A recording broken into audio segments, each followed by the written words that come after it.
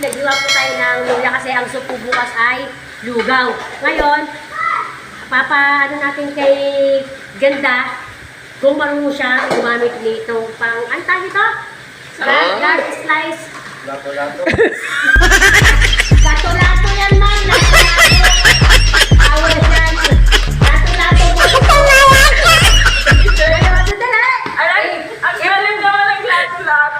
Parang blade na to. Ito parang blade na to. Yung blade, pang tapos ang bermuda, ma'am. Lalagyan. Isa na. Ito blade na to. Lalagyan natin sa loob. Tapos, Pasok mo na yung lato-lato.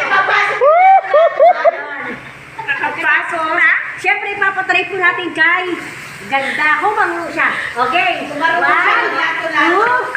2, 3. No, no, no, no. Mali yung ano mo eh. Mali yung... Mali ang pasok, ma'am. Ito na po yan. Ano ba tayo? Ayun. Kita mo kasi naman. Bakit ma'am butas, ma'am? Ay, sabi niya butas. Yan.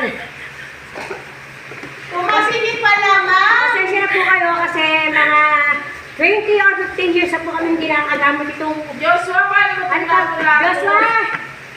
Oh my God. This We girl. have to do it. Hindi ka marunong magsalsal. Ba't ayaw na?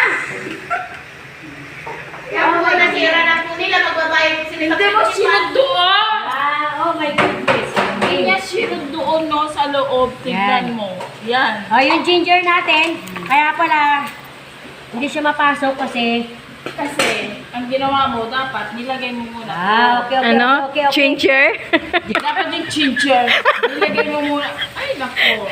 Ganyan muna. Bago mo ilagay yung ginger. yun pala yun. Yan. And then, ipasok mo na yung takip. Ayan. Oh, wait. O, tapos, ngayon, ipasok mo na siya. And then, O, diba? Demo ka. Hindi mo pala pinasok. Ganun lang po para ang paggamit ng ang tawag doon tayo, ma'am. Yan, ano? Paano mag ano? Lato-lato.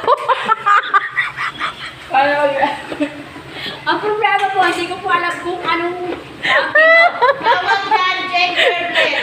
Gingerbread. Tapos na yung ginger bread. Ba?